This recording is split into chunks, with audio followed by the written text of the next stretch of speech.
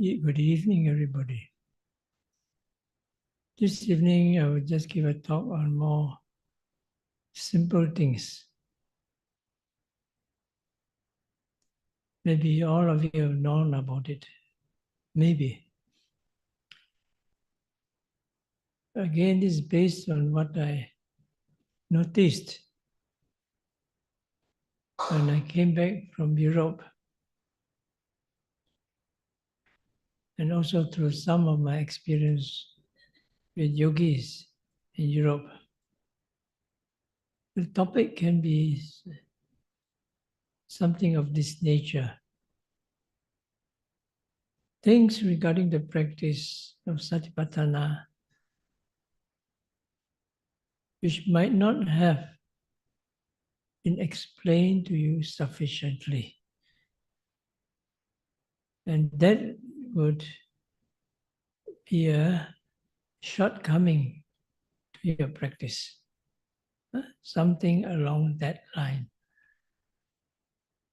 One reason may be because some things are too plain, simple and direct for the people of those days. Secondly, they are all very concise and saturated in simple words. That was what in the nature of it also in the early Buddhism. For example, in the earlier part of the Buddhism, one of the books recorded of that period was the Sutta Nipata. I don't know what they translated in English. Do anybody know? Sutta Nipata. One translation is woven cadences. Well, it's very poetic. So anyway, somebody asked me, what is my favorite book in the Tipitaka?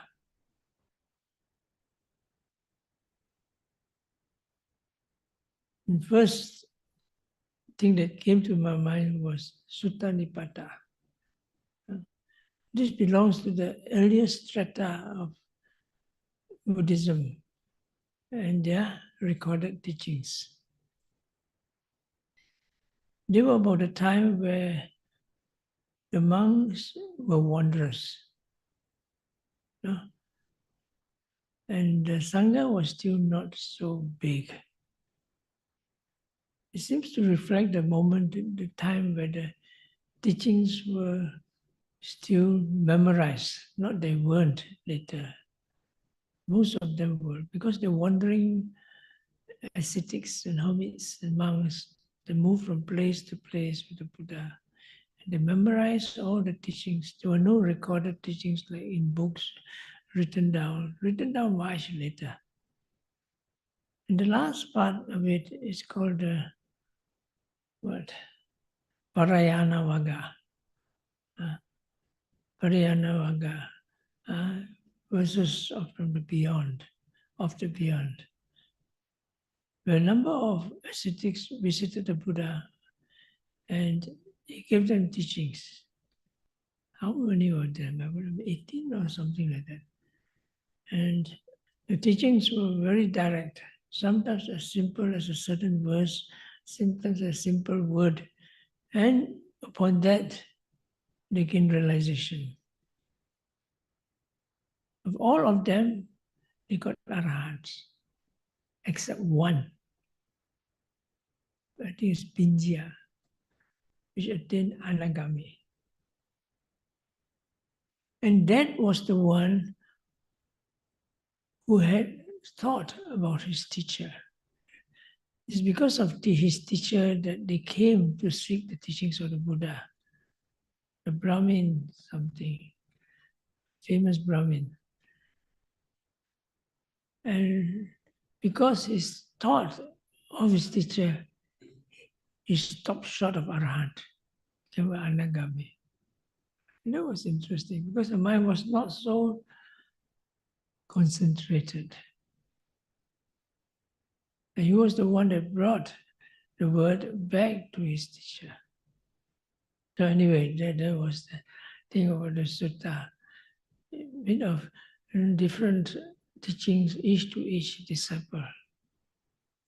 The short teachings, the longer ones, later when the audience became bigger, then there was this Majjhima Nikaya, middle-length discourses. They were given to bigger groups of people, and later there were bigger and bigger groups of people.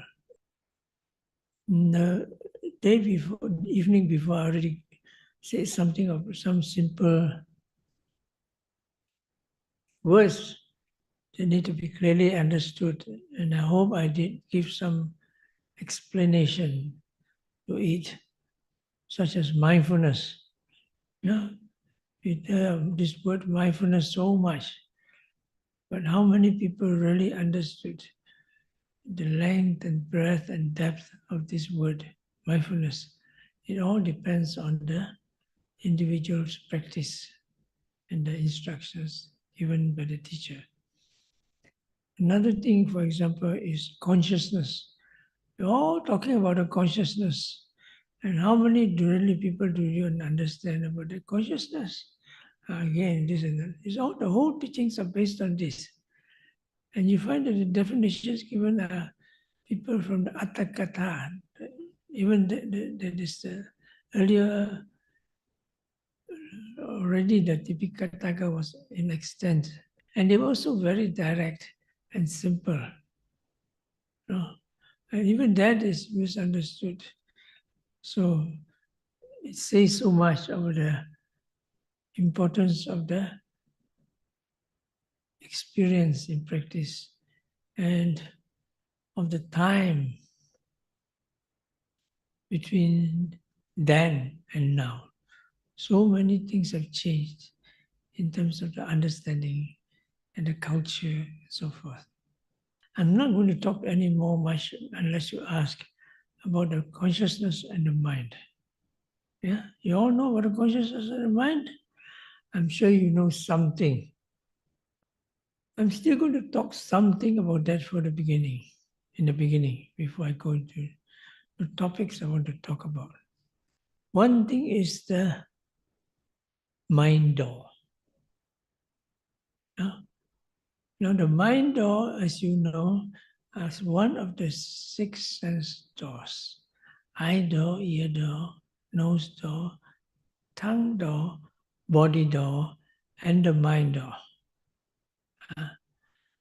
The first 5 doors are the 5 sense doors. They are materiality, rupa. Okay? Eye base, the eye door is the eye base, ear door is the ear base, nose door is the nose door, tongue door is the tongue door, body door is the body base. Correct? Yes? Maybe. Now there's a difference between the door and the base.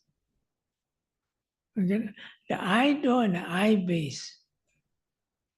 Is it the same thing? No. The eye door is the eye base. The same. But of course, when you say the eye door and the eye is not the flesh eye. And that's something else. No?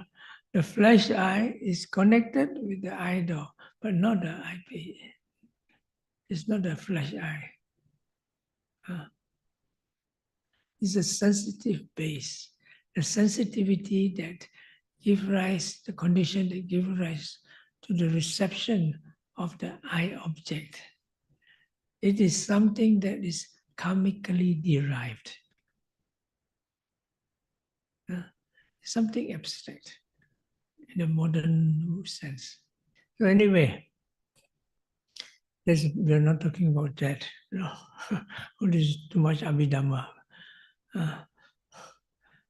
We're not undergoing Abhidhamma class.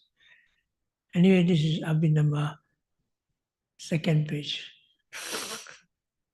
We're still talking about Abhidhamma, first page. Now what we are talking more is the mind door.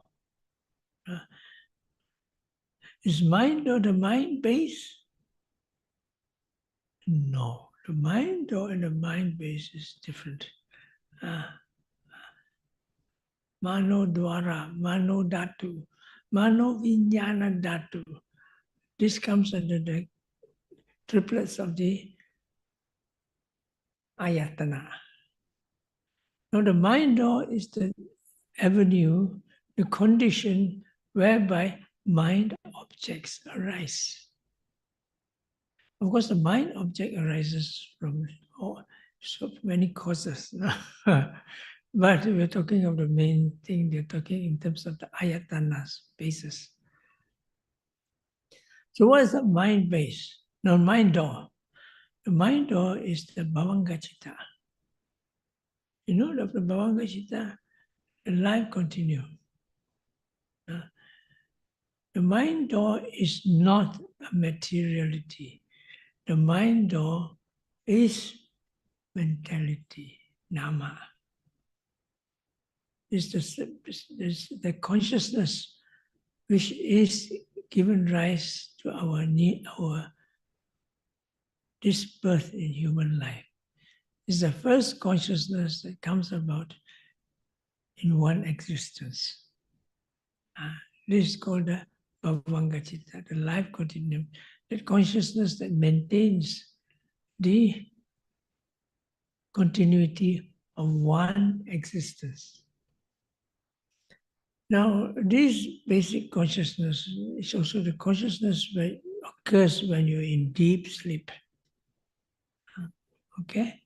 Now, the point I want to make is this consciousness serves many functions. One function is it acts as the mind door. Okay? For example, Gawasi stays here. Does he stay here all the time? No. But the mind door stays at the mind base all the time in one existence. And sometimes he goes out to do certain things. For example, one function of Gawasi is when somebody comes to the door, he opens the door. Right? So he's responsible for opening the door. It's one of his functions. Similarly, the mind door, one of its functions is serves as the mind, what they call the bhavanga life continuous, serves as the mind door. It's the door, he opens the door. Right? So when you see something, knowing something, the door is there. Right? And so when you talk of the mind object, objects that occur in the mind, it occurs in the mind door. Right? That means you're thinking of something in your past. When I was young, I was so pretty. When I was young, I was so handsome. I could do so many things. You go to the thing of your past. It all occurs at the mind door. Can you see yourself when you're young? With your eyes? I'm now so young and pretty as before. No. Or you're having dreams. When you're dreaming of something, it occurs at the mind door. It does not occur at the five sense doors. All right? Is that understandable? Yeah, I'm sure you all know you're all old in the game of meditation. You should. I'm talking in case there's some people that don't, especially at the Zoom. This is what happened, because this is a very important basis of the practice and the progress in the practice. I was teaching in Canada. Don't ask me how I got there. It's quite complicated nature. I'm not going there anymore. Although it's a very nice place. So I went to this place and held a retreat there. That place is a Tibetan center. It's a beautiful place, overlooking the St. Lawrence River, estuary. I can't remember the nun who was the best there. Good. And there it's a Tibetan center, they have their own set of meditations, going into jhanas and all that up and down, everything, you know. They have another center place, they call it the meditation hall, which they let it out to other people. So we use that place. They're very open and friendly. Of course, the people who meditate with us are also their people, no? But they are more of lay people. And they do a lot of samatha, they have to go to jhanas and all that thing. Tibetan, which different traditions have different opinions. We won't go into that. So anyway, they were very open-minded. I went there to teach. Now I noticed something. They meditate with open eyes. Okay? They meditate with open eyes. Because many of them undergo the Tibetan tradition of Dzogchen. The Dzogchen is something like an equivalent of Vipassana in the Tibetan tradition. And a practice among them is they meditate with open eyes. And so many of our students also came and they do that type of meditation. Of course, we don't say they're doing wrong, no, it's none of my business. If you come to other places, someone once said, you go in the glass house, you don't throw stones. So I teach them. So I told them, look, I have no objections about you opening your eyes, but when you practice vipassana, you close your eyes. Okay? The simple reason, because you open your eyes, you're distracted and you have to concentrate. You get into deeper concentration when you close your eyes. That's what I told them. When you go there and practice the meditation, you can open your eyes according to instructions. Please don't tell them I told you you must close your eyes. Okay?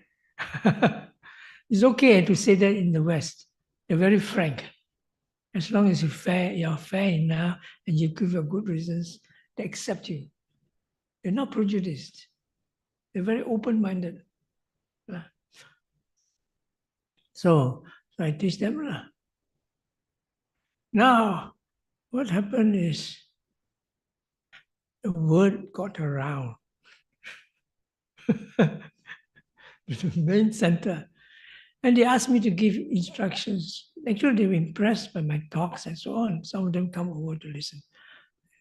So I went there and started giving them basic instructions, what we do, inform them, and so on. And we went through some kind of meditation session for half an hour and so on. And so they followed us. They give it a good try. Down there in the group, there were all the monks and nuns, The Tibetan monks and nuns were all there. Of course, they're all Westerners.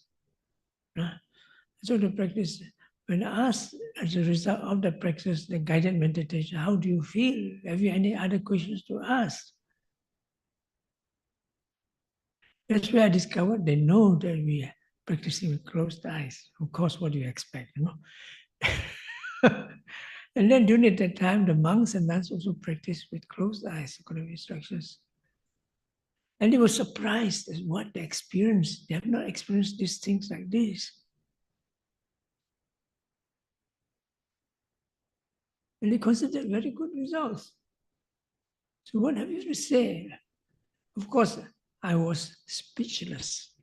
I didn't want to ask, how come you close your eyes?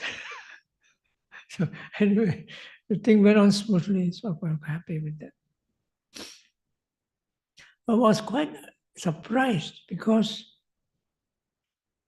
when you go into deeper concentration, as we learn from experience and from Abhidhamma processes, all deeper concentrations occur at the mind door. They don't occur at the six sense doors. They may start at the five sense doors, but eventually they carry forward into the mind door. Normally the six sense doors goes to the mind door. But if you want to go to deeper experiences and concentration, you have to stay in the mind door. That means in those experiences, you don't see anything, you don't hear anything, you don't smell anything, you don't feel the body. Of course, you don't feel the taste. I think attachment to taste is one of the hindrances in Malaysian yogis. It's a bad joke, but it's true.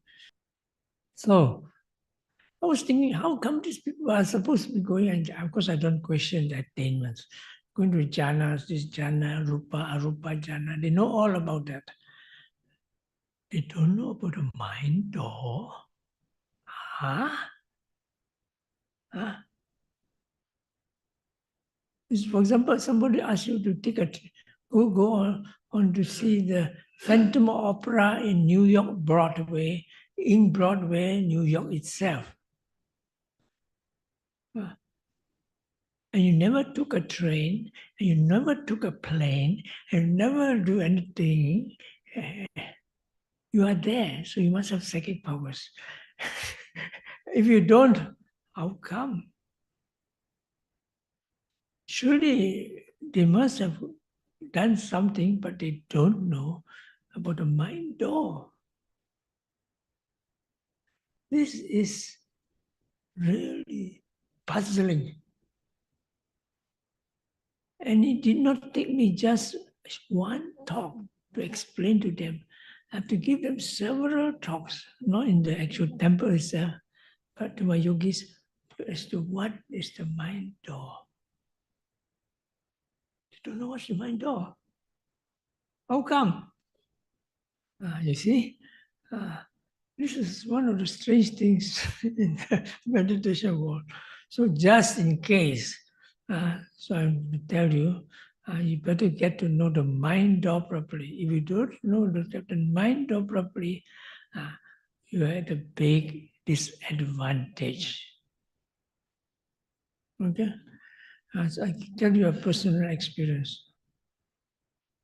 Anapanasati. As far as I know, I tried almost all the samatha objects, the 40 samatha objects. I tried almost all of them. And I didn't like the anapanasati. I like the kasinas, I like the anusatis, I like all those, but I don't like anapanasati very much. I find it strange. Because when I did anapanasati, it has connection with the rising and falling. But not just because of that. Because they are both closely connected to the vipassana that I do. So I tend to compare the level of consciousness by watching anapanasati and watching rising and falling. Big difference. To use a very gross word, it's not fair, you know. Just say that I'm somewhat prejudiced. But this from my experience. Compared to rising, falling, mindfulness, and the mindfulness of anapanasati. The anapanasati mindfulness is what the Chinese call blur blur, gong gong. This one, the mindfulness is as bright as the sun on Sunday. And that was what I meant. It's maybe a bit exaggerated, but there was a very reason why. Because I'm so used to the vipassana object, and you go to the samatha object, it's very peaceful, it's very calm, no doubt about that. It's very fine, but comparatively it's gong gong. So anyway, I still did that. And so what happened was, when I was doing an anapanasati object, I also read other traditions. That's the Anapanasati. Not just the Visuddhimagga. I also read those Anapanasati as done to the Thai tradition, no? The Achan Man tradition, and I don't know what tradition, I can't remember all the names now. So one tradition, the one that does the hand one, what do you call it? No, this before that. Before that, the one that have tradition. What they do is after using the hand, they go to Anapanasati and watch the breath inside the chest. Inside the chest, they have a line from the head, top of the head, and it goes down to the center line. That goes, and then they focus on the point in the middle of the chest. That's what they deem the heart base to be in. You see? Before I was doing it at the nostril, like the saw that saws the wood. You're sawing the wood. You consider the point where the saw touches the wood. That point. Now I've been doing that. But when I brought it to the center of the chest, pop, immediately the deep concentration struck in like a lightning. Prap, prap, prap. Why? The base of the mind consciousness is the heart base. That's why Sayadaw Upanishad also wants to, if you want a place to watch your consciousness, watch it at the heart. So from there you see I could see clearly what's the difference between focusing on the breath and the nostril and the breath at the heart base. Okay? So the constant concentration, if you want a place, occurs at the heart base. Then you go from there, you go to the mind door. It is direct to the mind door. Normally the sense door process immediately leads to the mind door. But as if a person is very, what's the word for it? My goodness, my English.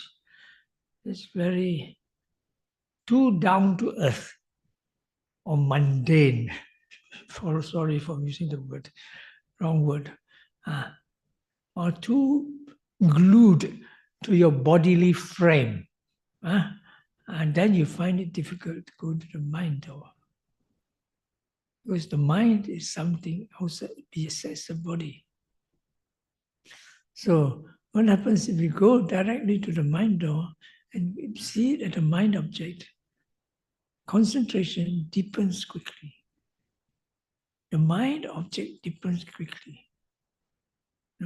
So when you go to the thought processes, you go to the consciousness, you go to the ultimate realities, goes into the mind door. You're too attached to your head, your legs, your hands, your body, and your face. Of all things, your face. It becomes an obstacle. Okay? So that's why I say, important is you get to know the mind door.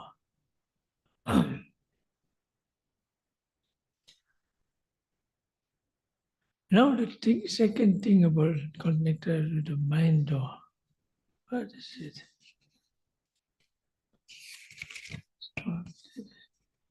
Where did I write my notes?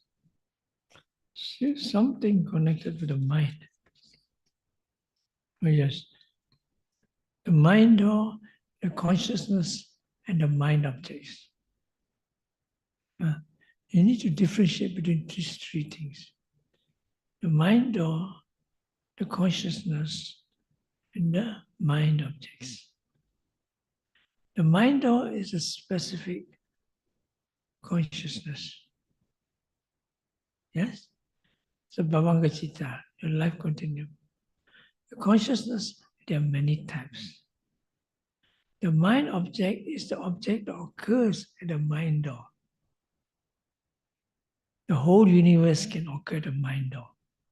Everything under the sun and moon comes to the mind door. But whether you can get access to it is another matter. All right? So these three things are different. It's not the same. Interesting enough, the mind door can also be an object of the mind door. The Bhavanga Citta. Not the mind door as a function, the mind door. The consciousness also has to be an object of at the mind door. You cannot see, hear, smell, taste consciousness. It has to be in the mind door. Right? Even the seeing consciousness, hearing consciousness, smelling, tasting consciousness has to be observed at the mind door. All right?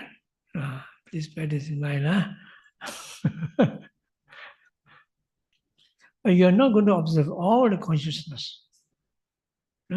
We are going to do this later because one of the things seldom talked about is the Cittanupassana, consciousness, mindfulness of consciousness. This is also a very important part of Vipassana. But because not many people talk about it, not many people hear about it, so often there's a lot of misunderstanding. So anyway, so this are the mind object, of course. You don't so many mind objects, only you do the selected mind objects. And you know, concepts are also mind objects. This complicate things. When you do Vipassana, as I said, your Vipassana object is a Paramatha, Dhamma, ultimate realities. Those concepts should not come in, or those you cannot avoid it in the beginning. For example, you watch rising, falling, you have the idea of the stomach there. No. The idea of the stomach should not be there. Then you're living to what the Sri Lankan criticism. You're doing belly bhavana. You know what's belly bhavana? Stomach meditation. Who's the best in belly bhavana? The belly dancers. So anyway, so that shouldn't, but in the beginning it has to be there. Otherwise people cannot understand what you're talking about. But later, you know you're not supposed to watch the stomach. It's not the stomach that we're meditating on. We're watching on the wind element, they say. The wind element is only one of the elements there. You're watching physical sensations, bodily sensations. Wind element, yes.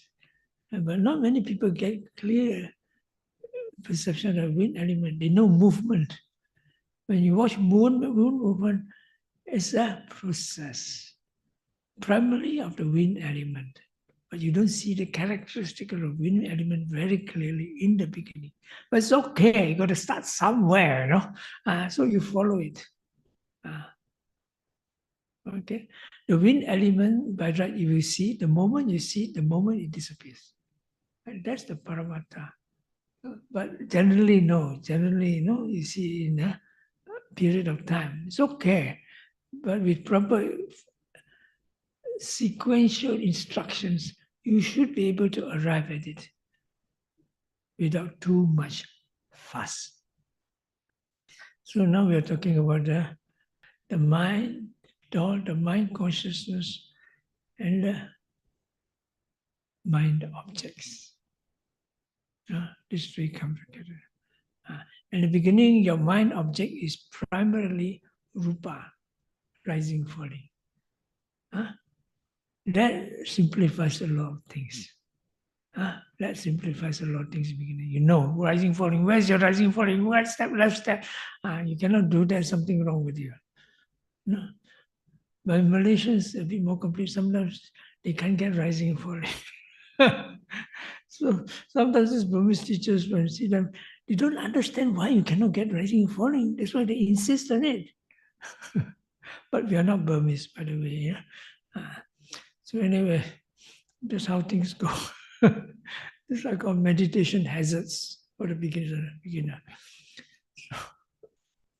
So you know, we limit ourselves to certain objects and slowly we direct your mind to those objects. And in the body, with the bodily sensations, and after that the bodily material elements. Then you go to anatta, you go into conditioning, then you go into three characteristics. And transcendence, the process of transcendence. Okay, this is one thing I want to say.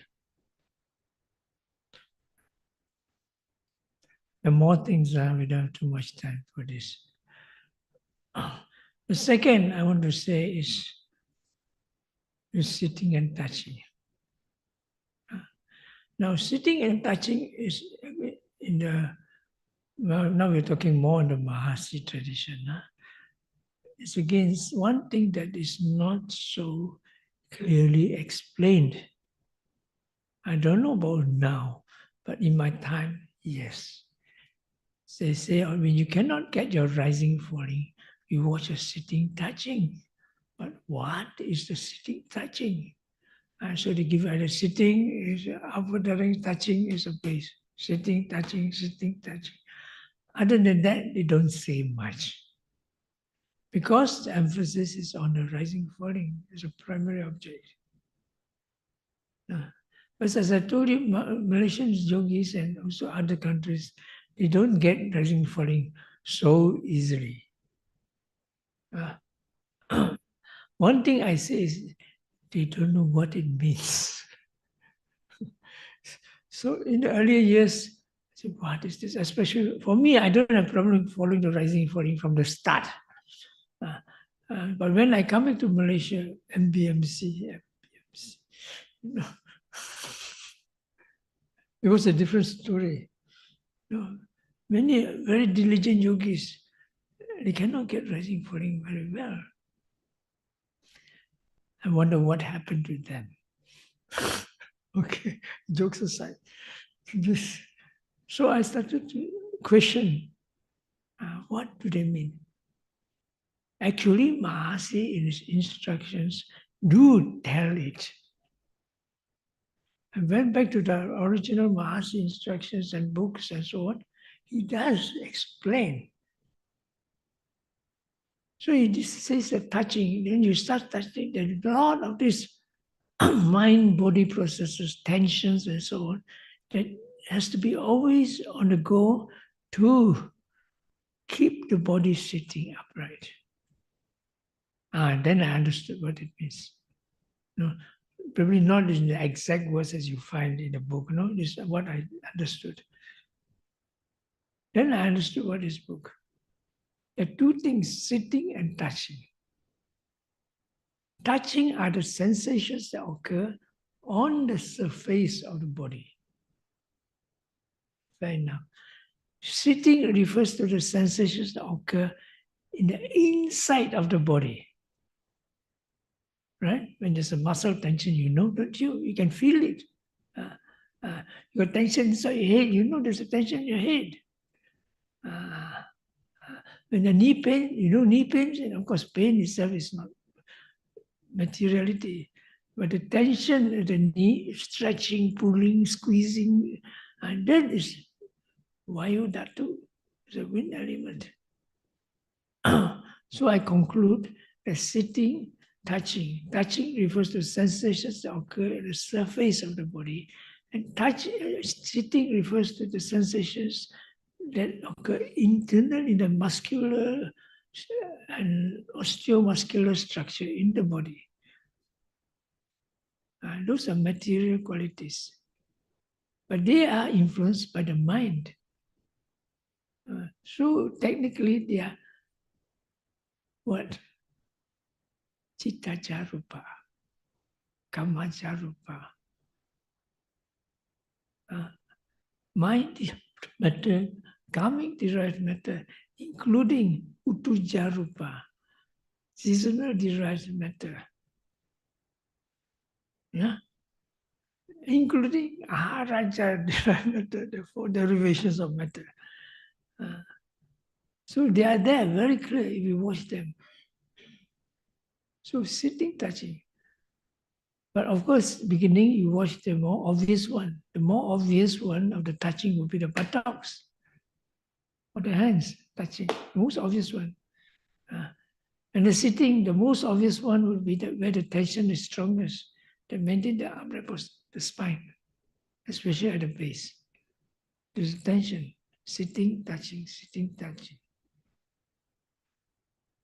But because it is not used as a primary object, people don't use it so often.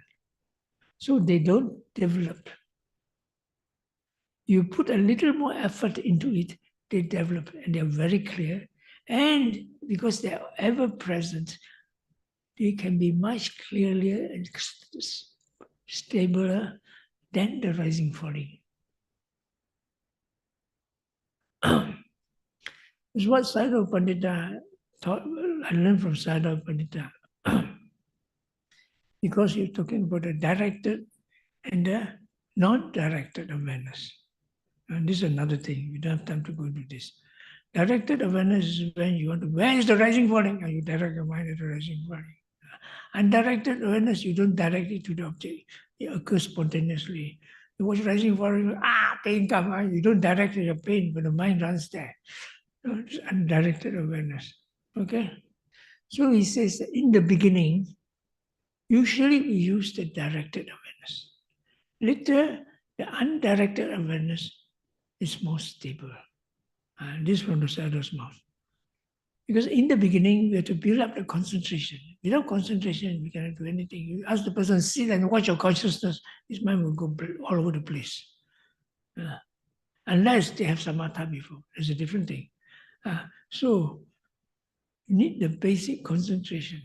So you go into directed awareness and you choose a gross object, rising, falling is a gross object, and you choose the object that is suitable for the building of insight. The rising, falling object is more suitable for a beginner to build insight than the anapana object. This is a matter of fact. I'm not against anapana. So you see, but because this sitting, touching object is not emphasized what to do that, it's not being developed. So this is what happened to me in Europe. When I first went to Europe, my first students were mountain climbers. Okay? In Switzerland, you want to win girls' hearts, you have to climb mountains. You don't climb mountains, you are no macho. You're not fit for them. And I'm overemphasizing things. But generally, that's the idea. No? So my students are mountain climbers. They climbed out to Mount Eiger, north face. Have you heard of that? North face, the mountains like that. North face. The north face is facing the north and it's almost perpendicular. They climb out there. Then they ski down. This type of people. So anyway, so okay lah. They were nice people, very nice people. And so when I asked them to watch the rising falling, disaster. Disaster. Why? Because these people are so goal-orientated. When you ask them what is happening, all their heart and mind and soul will zoom into there, no? Doesn't work. No mindfulness, only concentration. Give you an example. When I take a walk with them, after that he disappeared. Where are you? There was a rock across. Suddenly he was on the top of the rock. Why? Because this is obsession. When you see a rock, they go there, you know. When you go for walks, you go for 1, 2, 3 hours, nothing to them, boring to them. You want to walk for 3 hours, you run for 6 hours. That's how people bo xiang lang. So she wants to watch the rising falling. You know, they get so tense and they cannot. It doesn't work that way. So I asked them, what's sitting, touching? They start looking at this sitting, touching, and so many places to run about, and they're comfortable. And they can feel the objects and they're quite happy. And slowly, slowly learn to direct them. And because the concentration on sitting, touching is quite good. So why should you go to rising, falling? You see? We're on Vipassana. We're not stuck to the rising, falling. Not me, like this. Although I'm still in strictly, quite strongly in the Mahasi tradition. I believe rising, falling because a lot of my progress comes with the rising, falling. Of course, now I don't watch it so much. Now I watch consciousness more, or rather Dhammanupassana more. We go to that later. So you see, the sitting touching is important. So I have to develop a method to watch the sitting touching. Basically, you're watching the bodily sensations. There are many ways to do this. Sometimes they do it this touch point, that touch point, 1, 2, 3, 4, 5, 5, 3, 4, 1, up to 4, 5. And in this tradition in Thailand, it increases to 28, 30, 40 touch points. Okay? I'm not saying they are wrong. It can be quite effective, especially for some people. But I think it's not necessary to go so many touch points. The most important thing is you get a clear perception of the elements changing moment to moment. And it's not a matter of going to many touch points. Going to many touch points just means concentration.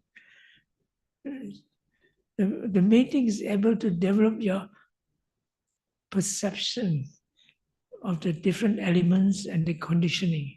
And this does not come through watching just how many touch points can you watch.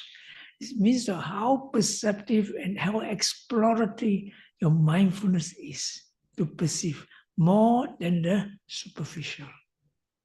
In-depth mindfulness, penetrative, transcendental mindfulness, which I mentioned yesterday. That's why in my way of dealing with things, I don't encourage noting to a great degree.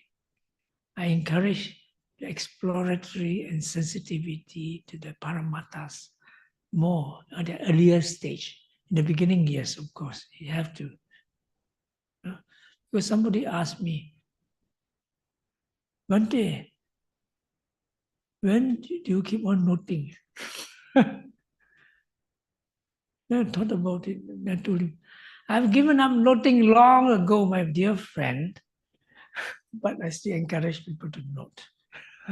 Because they're still in my eyes. Still beginners. Okay? And I also do noting on and off when I require it.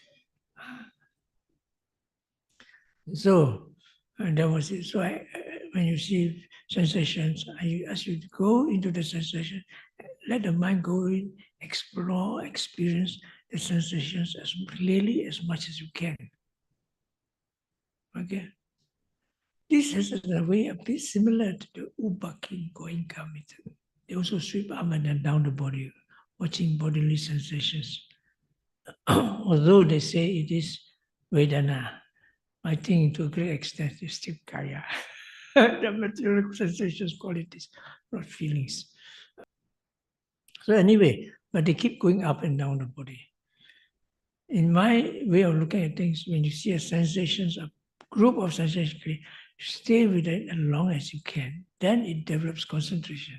You keep going up and down all the time, concentration is slow to develop. You're still stuck to the concept of the body form. Okay? So you go straight into the mind door, and you go straight into the paramattha, and there is no up and down anymore. When the sensation, it comes naturally because the paramattha, the sensation is strong. The panyati, the bodily form, automatically recedes to the background and disappears for a while. So face to face with the process. So this bodily sensation.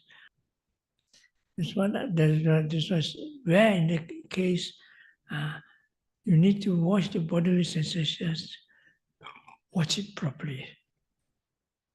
Because the rising, falling not always will be there. sometimes, for some reason, it's simply not there. This was one of the stumbling blocks to progress when I was teaching in MBMC. Because some people cannot get good rising and falling. So anyway, there's a sitting and touching, okay? There are many other objects, we won't go into it. The other object which is not clearly explained and often misunderstood, especially now there are people teaching Cittanupassana. You're doing consciousness, not of consciousness. I have no objection to that, mind you. Of course, I do it my way. You know the song, My Way? Frank Sinatra. Sorry, I'm cracking jokes. Now, Cittanupassana, you've heard of it, mindfulness of consciousness. So similarly, you must know what it means when you say consciousness before you make it as an object of your mind. And now we come back to the thing about consciousness. Mind or the consciousness, the mind object, we add one more, satu lagi, mental states, cetasika. Okay? One is manodvara, citta, or vijnana, whichever you call it, dhamma, aramana, Pali word, and cetasika. When you watch consciousness as the main object, primary object, Cittanupassana, cetasika comes to play a big part. You learn Abhidhamma before, then you should learn this. Abhidhamma, page 1, line 1. This one. A, B, C. This Citta, Cetasika, Rupa, Nibbana. Okay?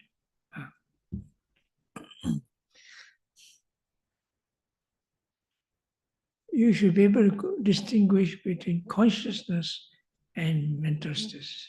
Rupa, of course, is obvious. Nibbana, of course, is more obvious. Yeah, not consciousness, not conscious. Metta is not conscious. Doesn't know anything. Nibbana also does not know anything. Does Nibbana know something? Nibbana does not know anything. All right? You see the enlightened consciousness, the Magga Phala Citta, but that is not Nibbana.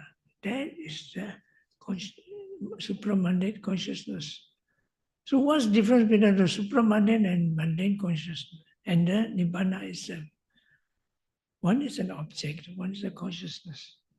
Okay? Of course, it's just words to you, to people, unless you have that realization, experience Nibbana directly, then you know. But in terms of before that, as a proper right view and understanding that does not obstruct your progress, then it should be that difference. Because if you have any other ideas, that Nibbana is basically the consciousness, then according to my understanding, that becomes a big obstacle to your direct experience of the supramundane. One of the last things I noticed that prevent the actual realization of this unconditioned element is that consciousness is Nibbana. I'm not saying 100% I'm right, but bear this in mind. Even the Buddha himself, in so many suttas, talk about consciousness is not Nibbana. No? One of them is what sutta? The one in Majjhima Nikaya, where the Bhikkhu Sati was telling people Nibbana is consciousness. So please bear this in mind. So now talking about consciousness. Now, consciousness, this is the problem comes when people talk their experience and they try to relate using the Pali words and things like that. They say, I watch my consciousness. Actually, they're watching something else. All right? They may be mindful, no, but when they come out, they say they're watching consciousness. They may not be watching consciousness, they're watching mental states. When you watch anger, like fire burning, mindful, and it passes away. What are you watching? The consciousness? Are you watching the mental state? You're watching the mental state. You're not watching the consciousness. Okay? There is a difference. Although in the beginning, the difference is not critical. It will not prevent you from progress. But in the higher levels of meditation, watch consciousness. You don't watch mental states. All right? I'm not going to those levels yet. So you must know more clearly what consciousness. But in the beginning, you don't differentiate. You may be watching you're watching the mind door and you're watching consciousness. You may be watching mental states. You may be watching mind objects. But the mind objects should not be concepts or concepts about the consciousness. And then you get into trouble. Yeah. So when you're doing consciousness, Cittanupassana, you have to do it properly if you want to go far. You're always running around, chichi papa, sap soy na. Okay lah, you're beginner in watching the consciousness. All right. But when you start going further, you have to deepen your concentration very much using the citta as the primary object. Okay? This way. So generally, I would say watching Cittanupassana is of different levels. The first, this is according to my judgment. So any mistake, I'm to be blamed. Any mistake, you misunderstand me, you are to be blamed. So I'm not going to take all the blame altogether, please, because I know what I'm talking about. So the first level is on the Salayatana level, the 6 sense bases. In seeing, hearing, smelling, tasting, touching, which includes all your daily activities and all your reactions. You watch the consciousness as it runs through its processes. It's the first level. I say the first level because you're not in deep concentration in the consciousness yet. So you are still on the platform that is in connection, in link, in sync, whatever you use the computer language, with the conventional life. As I say, when you're walking, you know the consciousness is there. When you're talking, you know the consciousness is there. You're eating, you know the consciousness. You're talking, you know the consciousness is there. You're joking, your consciousness is there. You're seeing TV, your consciousness is there. You computer games, your consciousness is there. Of course. But how mindful are you of the consciousness? That's the question. Before you are mindful of consciousness, you must be very mindful of your object of the consciousness. We are not talking about the mind door yet, no, but you sense door. Okay, when you see the seeing consciousness there, seeing. But how aware are you of the consciousness when you're seeing? You're talking to your boss. The boss say, "Hello, madam, you're late for work." You're not seeing. No, that doesn't happen that way. You're watching your boss, you're watching at your idol, and you're looking at the eye concept, which is a compact object of different forms and shapes jumbled together, and idea. What makes it also important is your boss. You don't look and listen properly, your boss, you're out of job, okay? So you're not watching at the consciousness. But you know the consciousness is there, but that's only knowing, you're not watching it directly. But probably when when you start getting worried, getting, at first you're mindful, but when after that you're being threatened, you get worried and you get fearful, and they say, fear. Anger. You have been wrongly accused. Anger. Are you watching consciousness at the time? No, you're watching mental state of fear and anger. When fear and anger arises, if it doesn't disappear immediately, you're not mindful enough. So your fear and anger grows and you become a trauma. So you are not practicing Satipaṭṭhāna.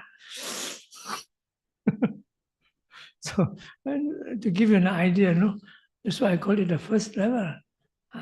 First level is, that means you can go through the five sense objects. At the same time, you know clearly that you're watching also consciousness, at least to some degree. For example, you're sitting meditation, watching rising, falling, and you're watching consciousness of rising, falling, consciousness, and the rising, falling, you're just not knowing. Then the sound object, bang, you can see the mind jumping to the sound. Pop, the mind is facing the sound, it hits with the sound. And then you're watching Citta-Nupassana. But when the sound becomes strong, it becomes the ear object. It's actually Dhamma-Nupassana. You're not watching the consciousness. You're watching the consciousness, you're actually watching consciousness,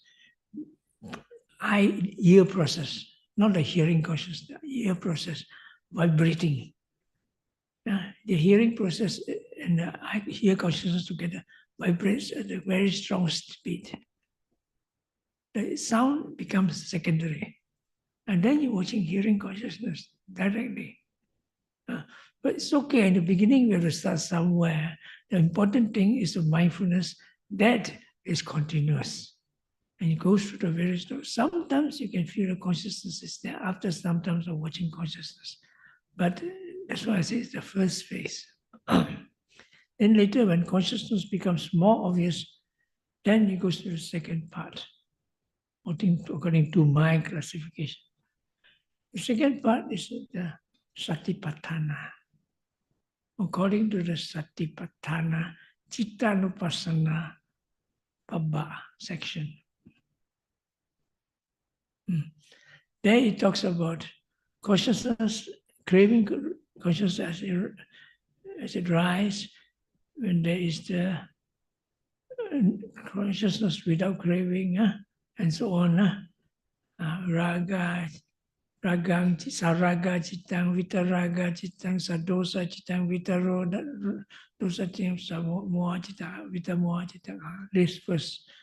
And sankita cittang, vikita cittang refers to the consciousness all with defilements, and after it has ceased without defilements. Here, for example, saraga citta, consciousness with craving. Vitaraga citta, without craving. Here, consciousness with craving. We're talking about the consciousness, not the craving. It's not the raga, craving, or lust. Citta is a different word. Saraga citta, consciousness with lust. So we are talking primarily of the consciousness, not the lust. The lust gives rise to this consciousness in terms of its specific quality. This is not the same as the consciousness without lust, which is the consciousness with mindfulness. See, consciousness of lust, no lust. You're working on the basis of the consciousness, not the lust or no lust. Lust or not lust makes you see the difference between the two. And so you see the anatta and non-self between the two. The main point of insight in watching consciousness is the anatta. Because people usually identify themselves with the consciousness with Atta. That's why they tell you that consciousness is the consciousness is Nibbana. Wrong view. Serious, no? Serious, wrong view. What they experience is, I don't know. It's their business, no? I'm not a teacher, I don't know, it's their business. There's one person like that recently in Kuantan, so I hammered her head. Not literally, no. Mentally. If I'm a Zen master, I would. But I'm not a Zen master, so 禅宗啊，那个禅法达到了半死，给他醒起来。So, but somehow she's intelligent. She listened and asked her to do certain exercise. Then she realized it is not. And she believed that because she's involved with a lot of this Zen Chanzong meditation. The teacher told them something, and then although she thinks she's enlightened, no. And that's how things happens. Also in the Theravada system, by the way. Anyway, let's not be prejudiced, discriminatory. And so, at that time, when you watch consciousness, I say this is Satipaṭṭhāna meditation. Because all the way in watching consciousness, when you go into the mind, you follow the consciousness. And the consciousness changes.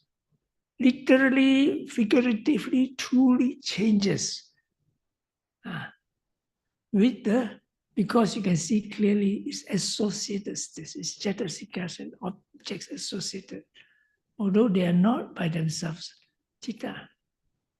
But when you follow the line of the primary object, it's the citta. You just watch the consciousness without seeing clearly its specific natures, you cannot see impermanence and you cannot see non-self clearly. So to be able to watch citta anupassana properly, you must be able to see clearly the nature of its object and its mental states associated. And of course, the consciousness itself. And for you to do that clearly, you must have continuous mindfulness. You don't have continuous mindfulness, you cannot watch citta anupassana properly. But you can learn, of course. Now you have to learn somewhere, you know. Of course, because sometimes when you don't have mindfulness, mindfulness is very fragile. It slips off.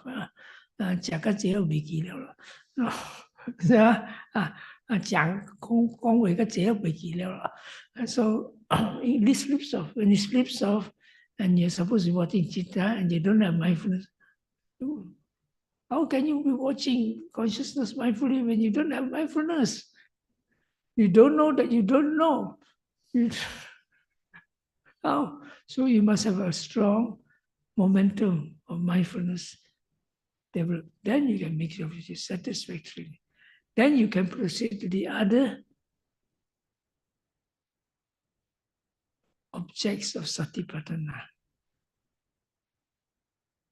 Samahita citta, tranquilized consciousness. Then you can, it's the Mahagata citta, Anuttara citta. No, those supramundane consciousness, those absorptions, form obsession, formless obsessions. How to be mindful of this? And that comes into the picture. That is another problem, because if a person goes in deep concentration in jhanas, many often mistake it as the supramundane consciousness, nibbana.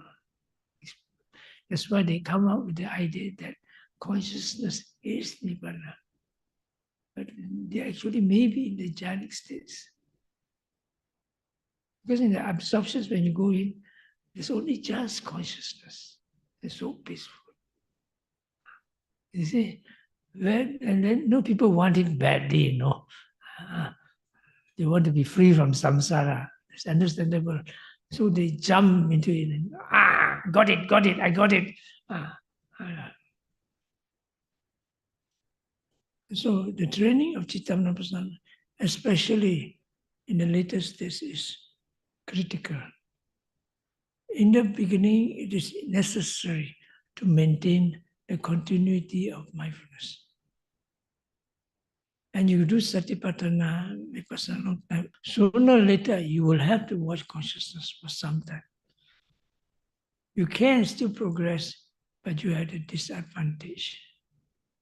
It's just like you're going on a car with 3 wheels, 2 wheels, 4 wheels, or 1 wheel, which is better. Of course, you can still cycle on 1 wheel. Long ago, they used to cycle with 1 wheel. You can still get places. You can still go far, as long as you have the toolbox with you. Of course, it's nothing like having 4 wheels. Even your 4 wheels also can break down, so you need tools along. Okay, we stop here tonight. So, any questions? You're very quiet. I don't ask any questions. Is there any questions in the Zoom? In the Zoom, if you have questions, you can ask. Oh,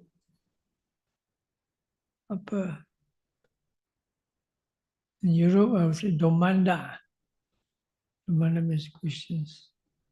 Frage in German. There usually they will have questions, no? Because they are in that culture to ask questions.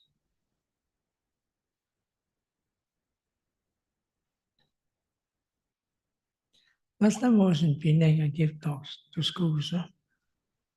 So when I was in a Chinese school, 有什么问题？冇，乜計都冇。冇。When I was in an English speaking school like St. Xavier's, a lot of questions asked. I have so many hands up. So that's the culture. So, there's one question. Yes.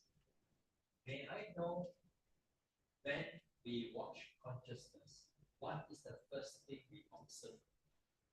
Good question. Now there are 2 questions here. When do we watch consciousness? Then second question. May I know when we watch consciousness, what is the first thing we observe? What is the first thing we observe? And there are actually 2 questions there. When do we watch consciousness? The moment you are taught to. The moment you're told to watch consciousness, then when you watch consciousness, the important thing is how to watch it. How to watch it. Of course, when you talk watching consciousness, it's a very general question. But when you're talking of watching consciousness as a primary object, as a main object, which you attend to it for some time, at least, then there's a different thing. There's certain basic conditions to fulfill. One, as I mentioned just now, is you have developed an automatic, continuous mindfulness. Then you can make use of consciousness as a primary object for some time because you won't stray away from mindfulness. Secondly, what object do you use? That's when the question comes in. In the ordinary sense, that when you're taught to watch consciousness, whenever you need to, that means it's the important one. Thinking, sleepy. Because in the beginning, you don't differentiate between consciousness and mental states. You can't anyway. So the most important thing is when you are having the hindrances, as soon as they arise. Secondly, the next thing would be your intentions. Okay, these are the 2 important things at the beginning. Now, in terms of the Cittanupassana, of course, the first one is, of course, the what? You don't choose your object. When the object is there, you know it. Yeah. And of course, the Chittanupassana, first to have thing we talk is you have as a continuous mindfulness. That means you must have been already good in watching the hindrances, the defilements, the moment it arises. Yeah? When that is satisfied, which also means that you know the difference between whether you're mindful or not mindful. So when you're watching consciousness proper in terms of Chittanupassana, in terms of primary object, then a mindful consciousness. Okay? Which means the mindful consciousness in the presence. Better still, the consciousness with vipassana mindfulness that we are talking about. That is your first object to start with. But that, of course, requires some guidance. Generally, serious Chittanupassana needs guidance. Because as you go along, you will enter into the whole arena, whole field. Very strange, completely in the mind door. You need guidance. But if you go into that, it becomes more complete. Then you go into Dhammanupassana. But that's a different story. So the third part of Chittanupassana is when you go into deep into the mind now, and you on the border, you walk the thin red line between Chittanupassana and Dhammanupassana. You go deeper, it's Dhammanupassana.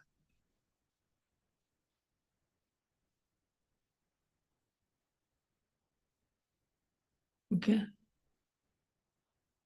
The border between the different dhammas, phenomena, become very thin. And you rely on the awareness of the citta to keep you on track. You go to other dhammas, phenomena. You're going to the side lanes of the labyrinth.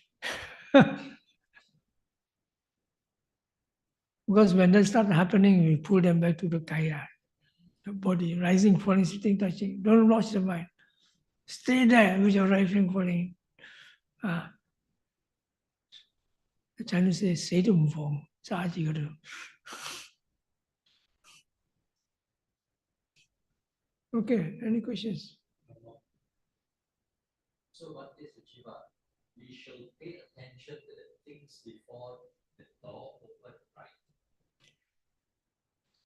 There's no before or after, it's just there. What's before and after?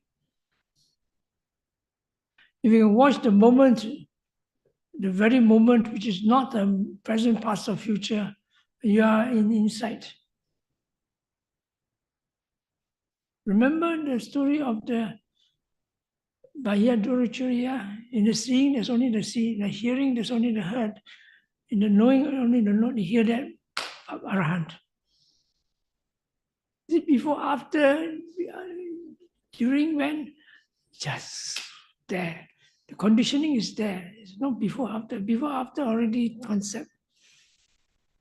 Or the acrobat, what do you call? What's the word?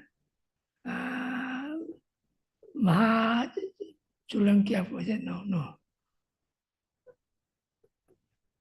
Chulapantaka. Chulapantaka and Mahapantaka, the two brothers, no? One was very smart, one was very dull, no? Is it that one? No, this is a different story, sorry. This is another one. I think it is Chulapantaka. Yeah, it's Chulapantaka. Before he became a monk. He was trained as an acrobat. It's a long story. It's an interesting story, but I want to tell you about it. He was trained as acrobat until the point that he could stand on a tall pole and he could jump and somersault how many times and land back on the mount. So many people came to see him. When the Buddha came along, they all forgot about him. They went to see the Buddha. Who is this man who took away all my fangs? So finally, Buddha came and said, he was very honored. So the Buddha said, what can you do? I can jump on the pole and somersault 7 times and land on the same point. Can you please show me how you do it? And of course, he was glad to show it. And so he jumped. Blah, blah, blah, blah, blah, blah, blah, blah. Now, in the middle there, while he was jumping in the middle there, the Buddha said, let go of the past, let go of the future. When you don't attach to the present, and then you're freed. He heard that, no? Pop, he came down, got around. No, in that point, when you're jumping like that, it's very concentrated, no? You don't calculate, you think of something, you drop down, die. So, so jumping, at that point, you cannot think of the past. You cannot think of future. You cannot think of the present, where you are, how am I jumping? No, you cannot. So when you heard that and you are detached, it was the detachment of everything comes in. Let go of everything. Detach from everything. So there's only one thing left, you just detach. Then again, it's sort of unconditioned. Where is the past, present, or future? Yeah. Of course, for beginners, for people a little bit more than beginners, keep to the present moment. Yeah. Open, closed door, there's other things come. Okay. Any more questions? No more questions? Okay, good. Thank you very much. At least somebody has been listening. Idang me punyang aswa kayavahang otu. Idang me punyang nibbanasa pacaya hotu. Imang no punya bagang sabba satanang dema sadhu sadhu sadhu.